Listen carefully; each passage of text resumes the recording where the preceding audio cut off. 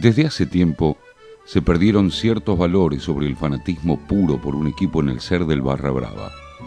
Inicialmente se lo reconocía como un verdadero hincha que daba la vida por los colores, y sus intereses no iban más allá que defender su bandera y alentar a su club hasta el final del partido.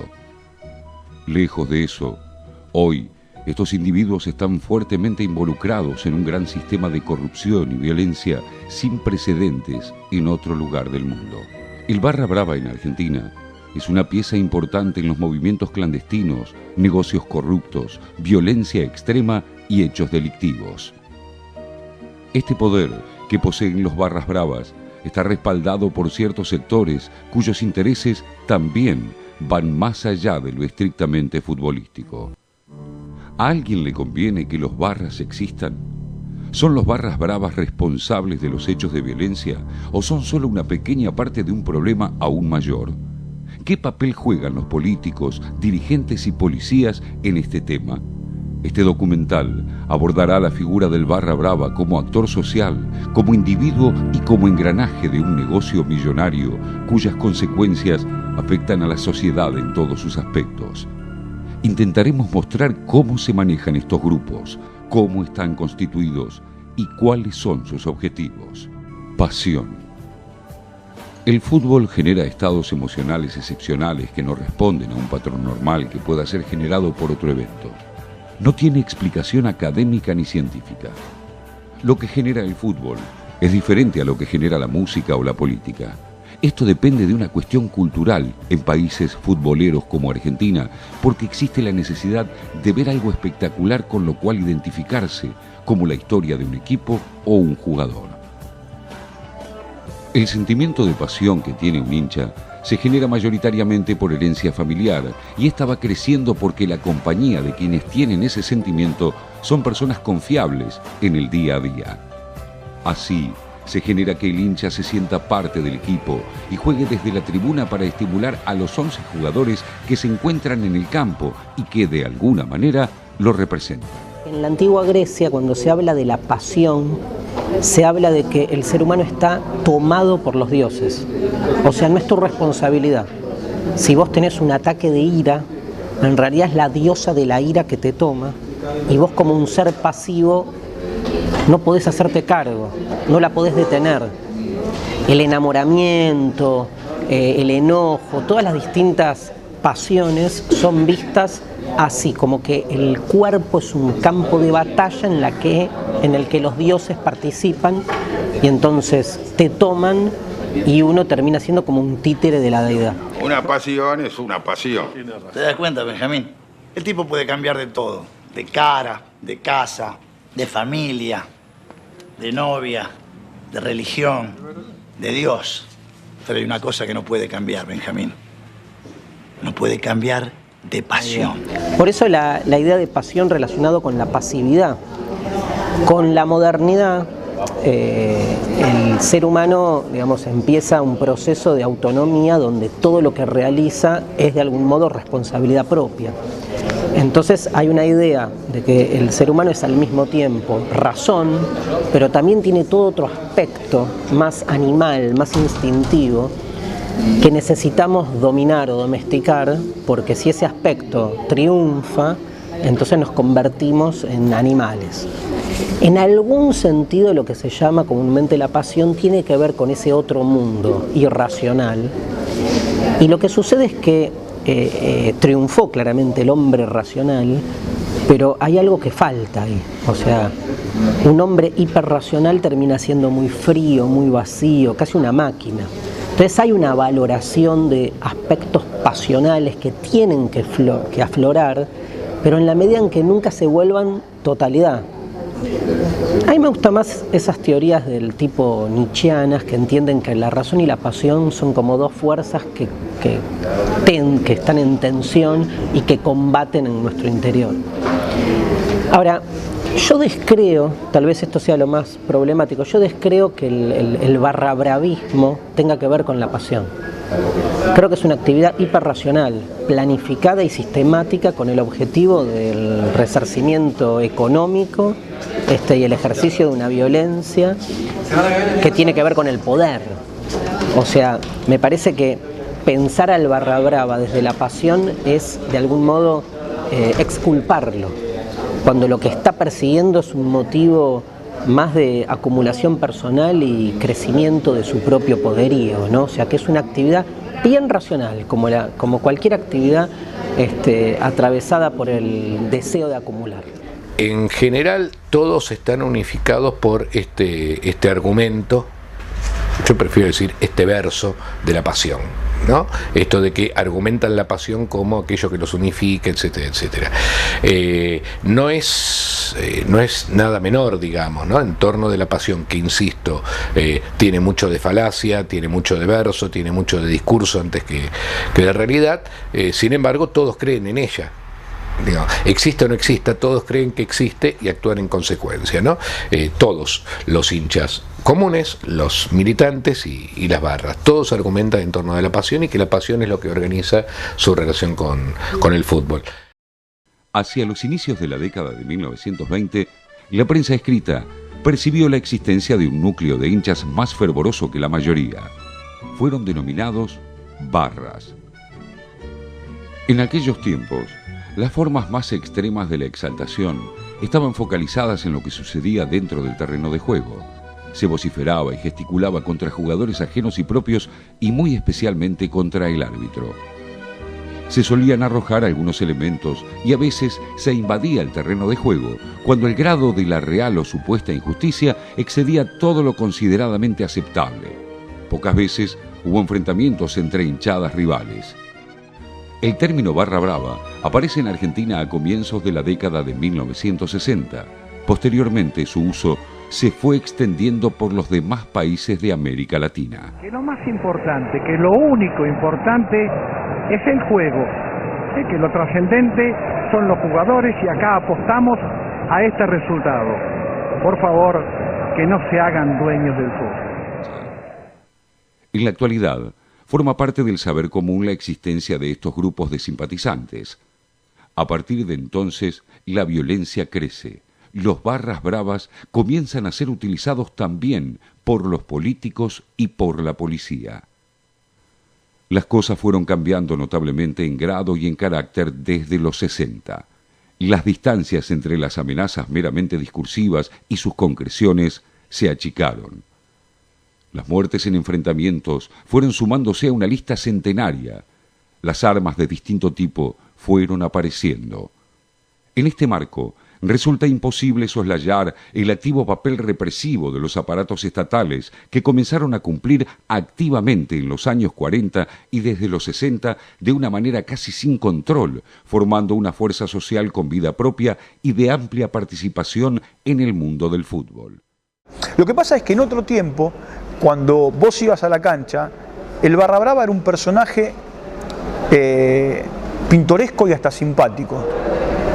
¿Por qué? Porque era el que alentaba, la gente intentaba acercarse para gritar con ellos.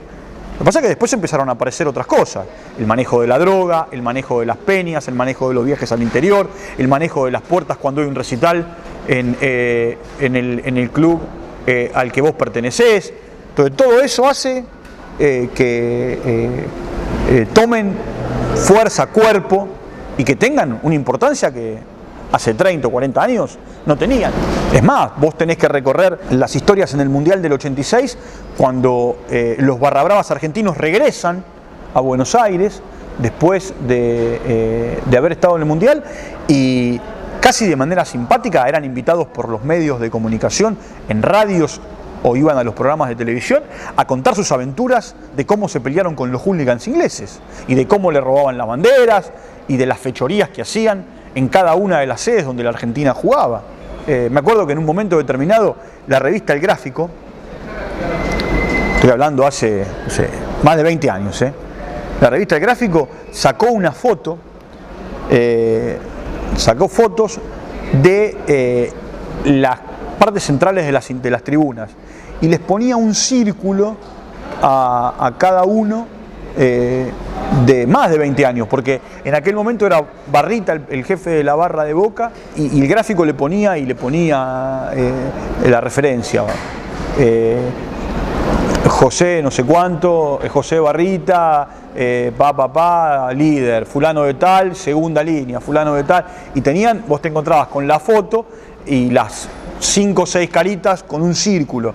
Y así lo hicieron con casi, no digo todas las hinchadas, pero sí con las hinchadas más grandes del fútbol argentino. Y ese aguante es, en términos de barra bravas, una competencia entre todas las barra bravas para ver quién se la aguanta más. Y en este punto hay un dato interesante, que es lo que es legítimo y lo que no es legítimo en la lógica del aguante violento. Es algo que se ha modificado, porque, por ejemplo, hace 20 o 30 años, los enfrentamientos entre barra bravas eran enfrentamientos donde primaban los golpes de puño, donde primaban el enfrentamiento corporal. Y por el contrario, en los últimos años, cada vez son más legítimos, por ejemplo, los usos de armas de fuego.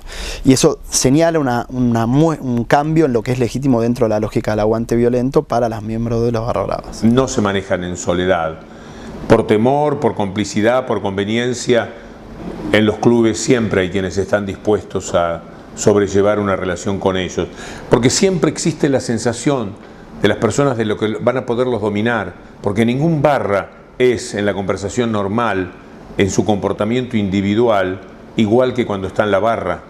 De ahí viene la confusión que todos hemos tenido alguna vez. Uno conversa con un barra brava y muchas veces son tipos de los más normales, que tienen hasta correctas ideas y ganas de portarse bien, y después son parte de la barra. Es como el comportamiento de una persona en el camión.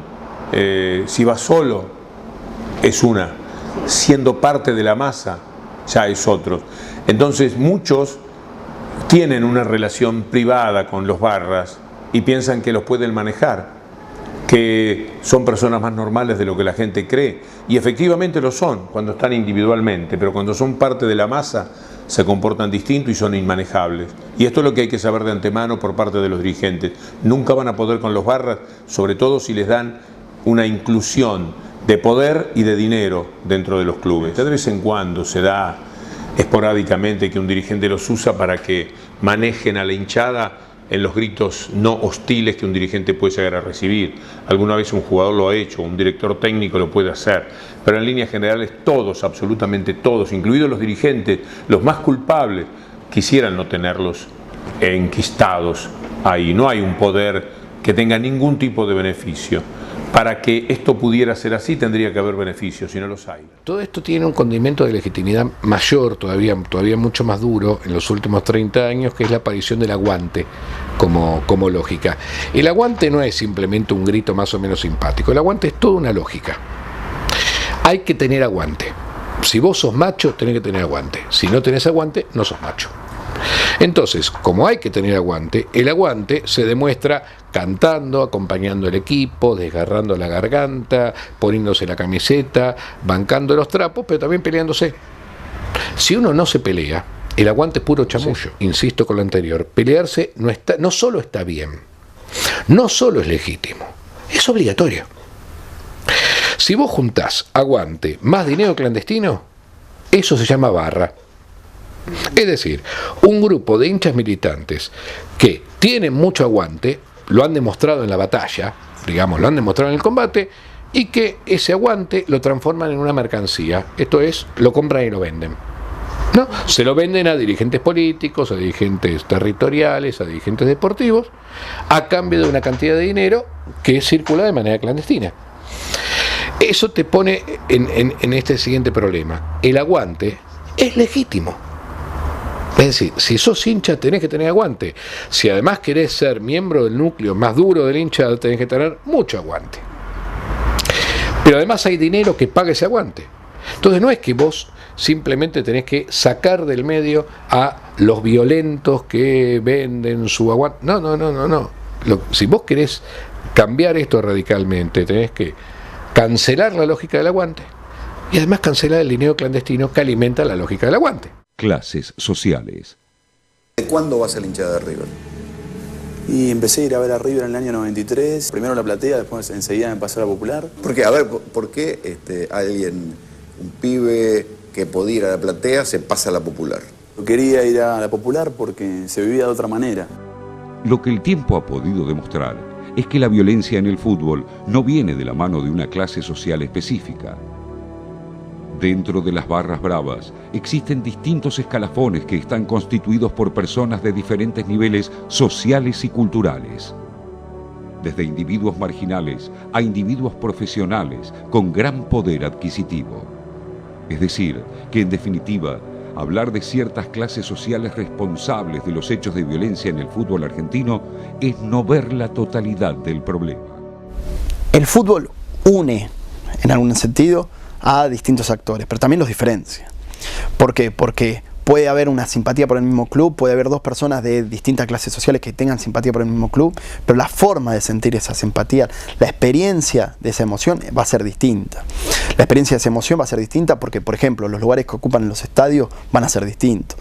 La forma de relacionarse con la mercancía, que es el fútbol actual, va a ser distinta. Entonces, si bien pueden compartir el espectáculo deportivo y pueden compartir la simpatía por un equipo, la forma de compartir esa simpatía los va a diferenciar también. Y aquí también, para pensar la violencia en el fútbol, también hay un dato interesante, porque la lógica del aguante engloba a actores que también no solamente pertenecen a los sectores populares, no solamente pertenecen a las clases bajas. Comúnmente cuando se piensa la violencia en el fútbol, se hace una relación directa entre violencia en el fútbol y pobreza, que en el caso del fútbol argentino es un gran prejuicio, porque la pertenencia social de las barra bravas es sumamente heterogénea. En una barra brava, la barra brava está compuesta por sectores populares, sectores bajos, pero también por clases medias y en muchos casos hasta por clases medias altas. Entonces, la pertenencia social de las barra bravas es una pertenencia muy heterogénea.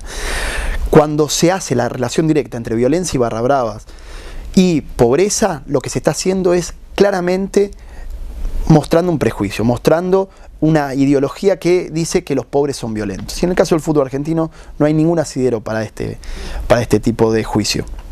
De hecho, en el fútbol argentino no todos los pobres son violentos, ni todos los violentos son pobres. Claramente me parece que sería una asociación muy, pero muy errada. Desde que yo trabajo en los medios, que es del año 74, o sea, se cumplen 40 años, el 4 de agosto, tenía 19 años cuando empecé, y en toda mi trayectoria de comentarista, el contacto más directo que yo tuve en las cabinas de transmisión principalmente, es con los plateístas, no es con los fanáticos sí, fanáticos muchos, violentos otros, pero no son los de la barra brava, no son los muchachos que están arriba del coso, que son tan justamente criticados por todo el daño que han hecho.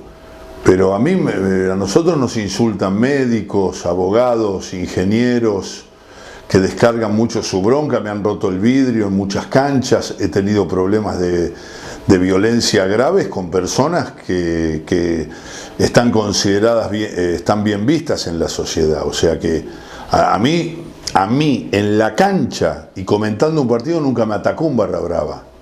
Me atacó un hombre bravo que tenía una profesión y que está muy bien mirado por la sociedad, pero que era muy violento. Y por ejemplo, en la última vez cuando estuve con De Paoli en Independiente, me rompieron el vidrio, tuve que salir con custodia, fue un desastre. Lo que sí digo es que los violentos manejan el fútbol, que tienen una influencia muy grande, que hay una diferencia muy grande con las personas que aman el fútbol, porque son personas que están dedicadas a hacer comercio con su violencia, con sus presiones, con sus extorsiones, que los repudio desde todo punto de vista, y me enojo mucho con los medios de comunicación y los periodistas que le dan espacios, notas a barras bravas, a gentes violentas, que la verdad que por mucha culpa de todos nosotros, encabezados por los dirigentes de fútbol, están metidos en las entrañas del fútbol.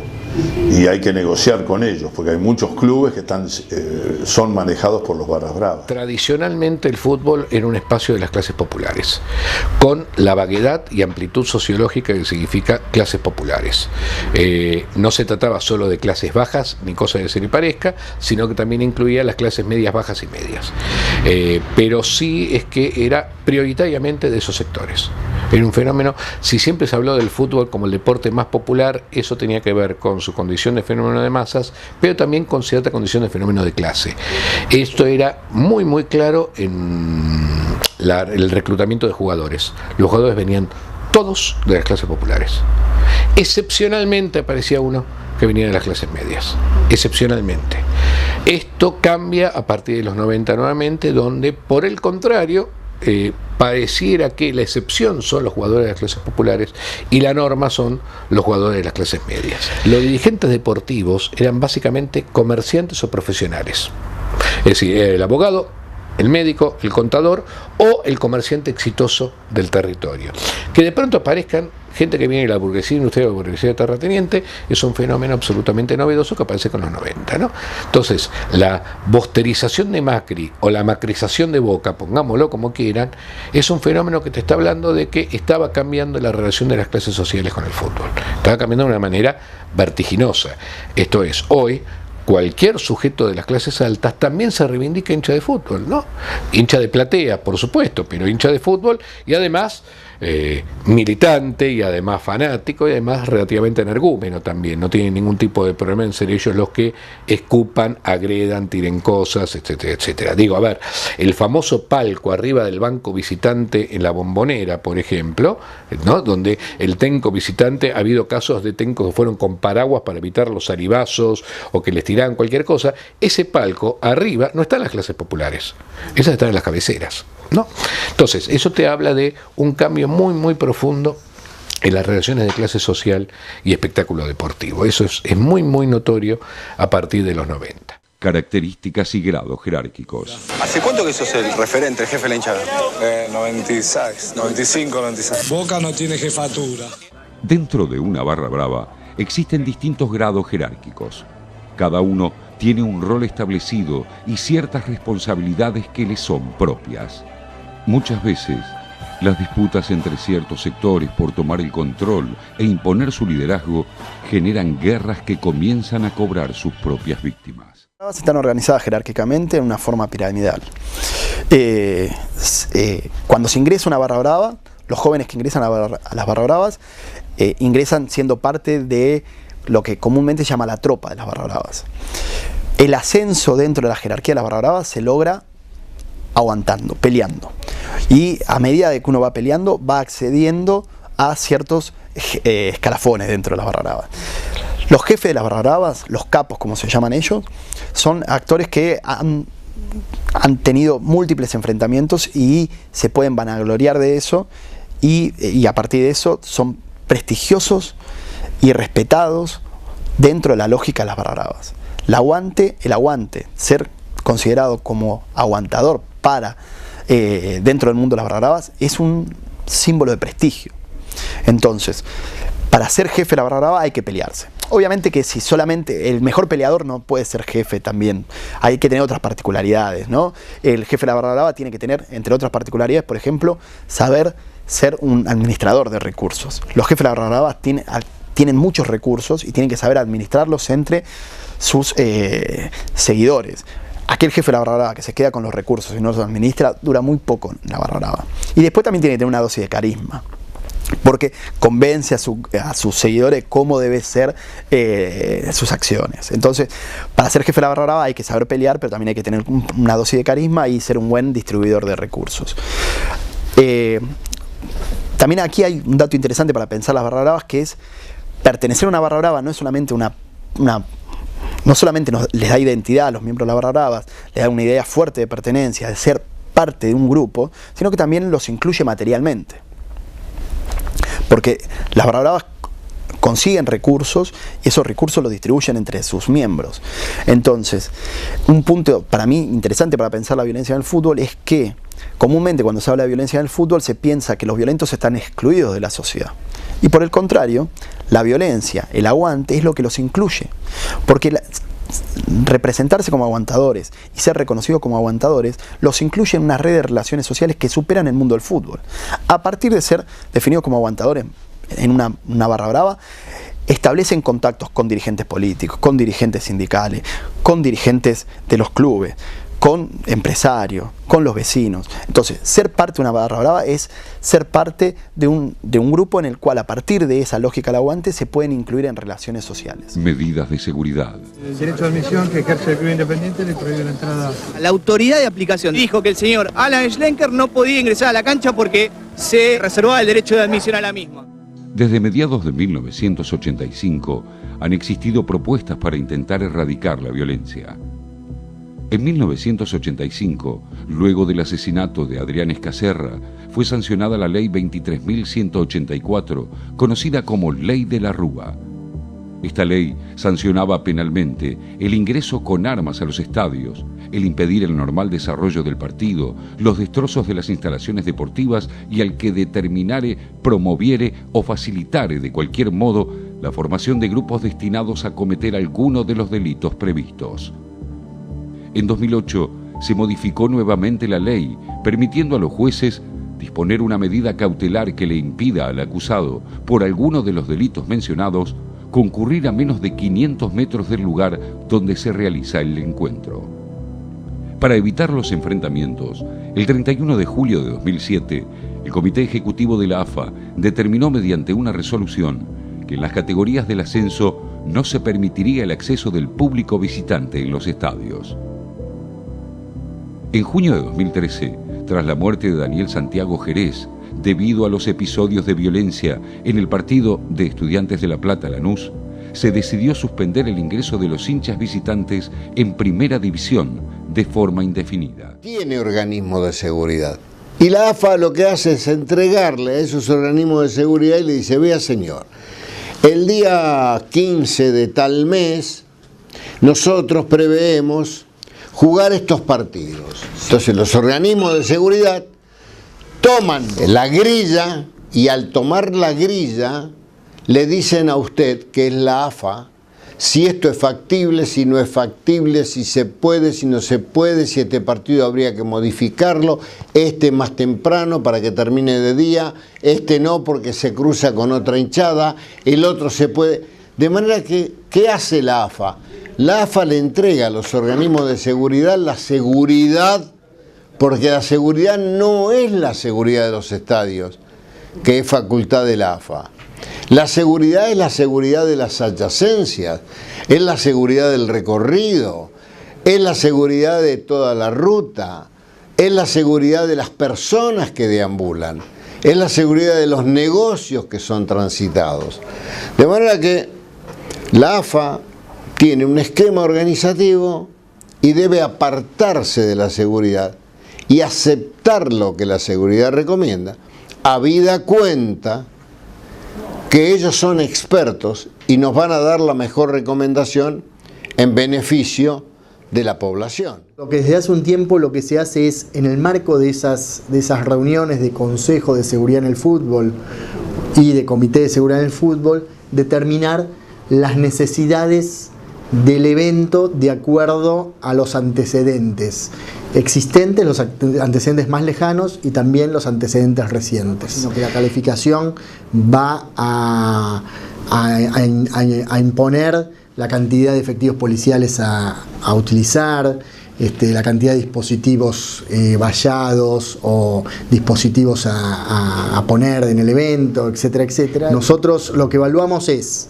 la realidad que tiene el equipo que va a disputar la contienda, o los equipos que van a disputar la contienda, los antecedentes de sus parcialidades respecto de las situaciones de seguridad, lo situacional ambiental. No es lo mismo jugar en el Estadio Nueva Chicago que en el Estadio Boca Juniors, en el Estadio Sacachispas, o sea, el horario del evento, bueno, un montón de elementos que hacen a que nosotros consideremos un evento de mayor o menor cuidado o prevención. Salvemos al fútbol. A fines de 2006 se creó la ONG Salvemos al Fútbol, cuyo primer objetivo fue llevar a la justicia todo hecho de violencia y corrupción en el fútbol. La ONG publica una lista con los nombres de todos los muertos víctimas de la violencia en el fútbol argentino. Mónica Nizardo fue fundadora de Salvemos al Fútbol. Renunció a la presidencia de la misma debido a la falta de apoyo recibido para combatir la violencia. Empiezo con esta cuestión de la ONG, ¿no?, de Salvemos al Fútbol, después de este episodio en Atlanta, en donde veo que me asusté muchísimo, que entra este hincha con un martillo y rompe todo, que fue mi primera denuncia. Después empecé a denunciar todo lo denunciable del club, pero cuando llegué a juicio oral, ahí fue, porque yo fui amenazada, porque esta persona tenía antecedentes, había estado presa, entonces ahí sentía que mi denuncia y ese juicio oral lo volvía a llevar a la cárcel. Y esas amenazas fueron muy fuertes, yo me asusté mucho, y ahí, bueno, es donde me dijeron poner la cara en la prensa, y ahí conozco al doctor Vergés, que yo no soy abogada, entonces él me asesoró y se sumó a esto, y la verdad que entendí que era necesario armar como una estructura para defender a aquel que quiera denunciar, porque yo me sentía sola, porque sentía que no estaba ni el club, porque no me había acompañado con las denuncias, y no estaba el Estado, porque desde la seguridad tampoco se acompañó. Entonces ahí empezamos con el doctor Vergés a unirnos, nos unimos a los familiares de víctimas y empezamos a transitar esto que tenía que ver con empezar a, por ejemplo, hacer un relevamiento de las muertes en los estadios, a ver los motivos, a ver el porqué de los operativos, y la idea siempre fue poder aportar algo, ¿no? Desde nuestra experiencia, si las causas por muerte no están resueltas, hay algunas que cierran impunes después de 10 años, ¿qué puedo pretender por estas cuestiones de lesiones o cuestiones que no tienen que ver pura y exclusivamente con la agresión física? Hinchadas Unidas. A fines de 2009 se creó la ONG Hinchadas Unidas Argentinas, que agrupa a barra bravas de diferentes clubes a cambio de que no se produzcan hechos de violencia. Hubo una idea de Hinchadas Unidas, me acuerdo justamente de la barra Independiente, que mucho es más, yo tengo un programa independiente y lo he hablado y muchos por Twitter o Facebook me salieron a agredir. Yo dije que me parecía bárbaro. Me parecía bárbaro en el sentido de que esto no se va a modificar. ¿Sí? Yo soy muy iluso en eso. Es decir, las barra bravas van a seguir de acá a la eternidad. Para mí, para mí. No, que el choreo, la droga, todo va a continuar, no va a terminar. Lo pueden controlar, si quieren lo pueden controlar. Sí. Hinchadas Unidas, ¿qué era? Era juntar todas las barras, que ellos se junten y digan, bueno, cada uno cuida su club. Punto. Y se termina la violencia. La primera barra que tiene un problema en su mismo club, se sale de ahí y que se encargue la policía, que se encargue el Estado, lo que sea. Pero ellos estaban unidos, por eso eran Hinchadas Unidas. Y cada uno cuidaba su barra. Hubo una prueba piloto que fue Independiente Racing, cancha de Vélez, que la barra de Independiente cuidó a su gente, cuidó a la gente independiente. Era insólito, te lo juro que era insólito. En vez de la cana eran ellos. Pero no hubo un solo robo, no hubo un solo empujón, no hubo nada, nada. Es más, el partido ese era un partido más que picante, porque si Independiente le ganaba a Racing, Racing jugaba la promoción. Antes que la juegue, porque después la jugó la promoción Racing. Y eso fue antes. Fue un partido para mí arreglado, para que no haya violencia. Pero no la iba a ver igual. No sé de parte de Racing. No sé. No estaba. Hinchadas Unidas no estaba. Hinchada de Racing, Hinchadas Unidas. Tampoco estaba River, Boca ni San Lorenzo. Después estaban todas. Y no hubo un solo incidente. Pero ¿qué pasa? Le estás dando poder a gente que no es de seguridad en sí. Entonces no sirve. Y bueno, vayamos a quien me da seguridad. Hinchadas Unidas, si uno siempre tiene el 50% en cada barrio, cada club, se lleva mal con el vecino. Si partimos de esa base, los Hinchadas Unidas fracasan en 10 minutos. Porque, acá lo que tenemos que cambiar somos los dirigentes. De arriba para abajo, desde la política, desde la seguridad y de los dirigentes de los clubes. Es decir, yo no creo que esto pueda solucionarse de abajo para arriba. O sea, yo nunca puedo creer que un violento pueda llegar a cambiar algo. O sea, para mí Hinchadas Unidas son las hinchadas que cuando yo iba a una cancha a ver un partido de fútbol. Entonces te podías pelear por una bandera, se podían pelear, digamos, esa era una hinchada. Hoy ya eso ni existe. O sea, hoy es un tema hasta de negocios particulares donde hay en juego dinero. Entonces, yo creo que tiene que ser un tema político en el cual tiene que participar la política, tiene que participar la seguridad, por lo tanto, y tienen que participar los dirigentes del fútbol, que también tenemos nuestra responsabilidad. Pero me parece que tiene que nacer de arriba para abajo, no de abajo para arriba. No porque uno no deba de escuchar al de abajo. Uno debe de escuchar al de abajo normal, al que realmente es un hincha genuino. De lo contrario, es decir, yo creo que hoy hay pocos hinchas genuinos de los que manejan las hinchadas. AFA Plus. A mediados de 2012 se puso en circulación el AFA Plus, un sistema biométrico de acceso de público a los estadios con el objetivo de identificar a violentos para que no puedan ingresar a las canchas. Para asistir a un partido de fútbol de primera división y del seleccionado argentino, cada aficionado deberá estar inscripto previamente en un padrón nacional de aficionados. Esta medida no fue del todo implementada aún debido a que, inicialmente, el servicio era gratuito y a partir del 15 de julio pasó a tener un costo de empadronamiento de 100 pesos. Prohibición de hinchas visitantes. Tras los reiterados hechos de violencia ocurridos en los últimos años, el Estado decidió prohibir el ingreso de las hinchadas visitantes. La decisión fue tomada luego de 2 hechos puntuales ocurridos en el año 2013. El primero era la muerte de 2 hinchas de Boca en la previa de un amistoso de pretemporada entre San Lorenzo y el equipo de la Ribera. Posteriormente, se produjo la muerte de Daniel Santiago Jerez debido a los episodios de violencia en el partido entre Estudiantes de La Plata y Lanús. Nosotros hace un año tomamos la decisión de la restricción del público visitante. Y tomamos la decisión no porque estemos en su momento, convencidos de que es el mejor camino, sino porque las situaciones, sí es el mejor camino para lo coyuntural, pero no es algo que nosotros queremos que se mantenga en el tiempo por siempre.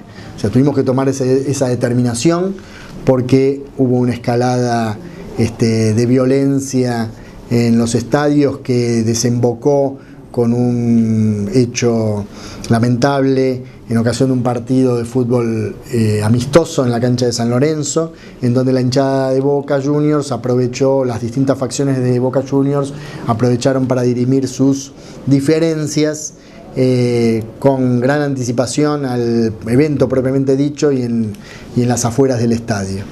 Allí nosotros, en conjunto con otras jurisdicciones, como la provincia de Buenos Aires, hemos tomado la decisión de momentáneamente suspender la concurrencia de público visitante. Lo cierto que con el tiempo esto por un lado nos ha facilitado el desarrollo de los operativos, las cuestiones que tenemos que prevenir y los puntos que tenemos que cubrir o a los que nos tenemos que dedicar y trabajar. Por otro lado, lo que ha evitado también es otra problemática que venía siendo creciente, y que es la de los traslados o acompañamientos de hinchadas o de barras, que al no existir público visitante, la policía, en lugar de estar ocupada en el traslado de este público, puede estar ocupando sus lugares en la prevención, en la vía pública, en sus tareas habituales para la ciudadanía. Pero bueno, es una medida que en el término o al momento de que no haya cambios por parte del organizador o no se modifiquen algunas cuestiones que tienen que ver con los traslados, el ingreso, el egreso de parcialidades, la comercialización de localidades, la determinación de la gente que entra al evento, al estadio, la identificación, como decíamos antes, por sistemas biométricos o sistemas más modernos, hasta que no haya modificaciones en eso, no vamos a poder volver atrás, porque estaríamos tomando una decisión si no antojadiza. Hipótesis sobre posibles soluciones. En los últimos tiempos se fueron implementando medidas de seguridad cada vez más sofisticadas. Sin embargo, no se logró garantizar el cese de la violencia en el fútbol argentino. Varios especialistas sostienen que es probable que algún día se logre solucionar el problema con las barras mediante mucho trabajo y principalmente paciencia. Por el contrario, otros tantos opinan que es un problema sin marcha atrás y sin posibilidad de solución en un corto o largo plazo. Yo creo que para mí la única solución es que uno vaya tomando decisiones como pasó en Primera División, que de repente River y Boca y se te doy un cupo de 3.000 personas, bueno, acá serán 300 personas o 200 personas, que sea responsable la institución que esas de esas 200 o 300 personas, tenerlas identificadas, perfectamente claro que son entradas que se le vende a un socio, y de repente, y no un rebelde que venga a destruir el club, o a matar a alguien, o a cruzarse en el camino con otra hinchada y destruya a 200 autos que no tienen nada que ver en General Paz o en Panamericana. Esas son las cosas que me da la sensación que podemos empezar a dar pasitos cortos pero controlados. Entonces eso a lo mejor en 2 o 3 años uno puede ir expandiendo y volver a lo normal. Porque yo creo que el 80 o 90% de la sociedad es pacífica. Es un grupo minúsculo el que genera toda la violencia, ¿no? Entonces es muy importante ir de menor a mayor con cupos y no en forma abierta y descontrolada, porque realmente 200 personas en 1000 es difícil de controlar. Y es lo que suelen tener cualquier equipo mediano, 200 hinchas relativamente violentos, lo tiene cualquier equipo, ¿no? Seguridad. Sí, los comisarios de todo, de Capital, de Gran Buenos Aires, de todas las provincias dicen, se terminó el choreo, se terminó. Es así de clarito, se termina. Si ellos no toman la decisión, es así, yo te lo aseguro que es así. Qué sé yo, en zona sur dicen, los comisarios se juntan y dicen, señores, todos los comisarios, se terminó el choreo, cada uno que se encargue de su zona, pero se terminó de verdad, basta de los negociados, de las tranzas, de las trolas, de la droga, se terminó de verdad, yo te aseguro que se terminó de verdad. Márgenes de violencia los hubo en todos los tiempos, solo que ahora hay una visibilización mayor en función de una presencia muy masiva de los medios de comunicación. Pero la violencia estuvo siempre, ahora se da con otros componentes.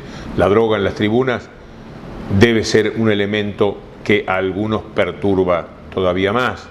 El alcohol, ciertas formas de marginación que algunos conllevan, que aumentan en la medida de los tiempos insolidarios de las sociedades, pero en líneas generales la disposición de sociedades culturalmente machistas a pelearse y a vencer al otro por el camino que sea, no es ni siquiera una novedad, ni uno puede tener el alivio de pensar que contra eso hay algo. Se puede acorralar un poco la violencia de vez en cuando, se la puede manejar de vez en cuando por cuestiones vinculadas a la seguridad, a la inteligencia, pero no se puede estar encima todo el tiempo del fenómeno como para decir que alguna vez habrá algo que efectivamente surta efecto.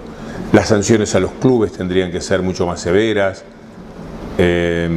para que no sean tolerantes y para que los barras sean discriminados, entre comillas, por los buenos hinchas, que al ser sometidos a derrotas porque el comportamiento de los que tiran piedras o de los que protagonizan violencia determina que el club lo pague y entonces lo están pagando ellos.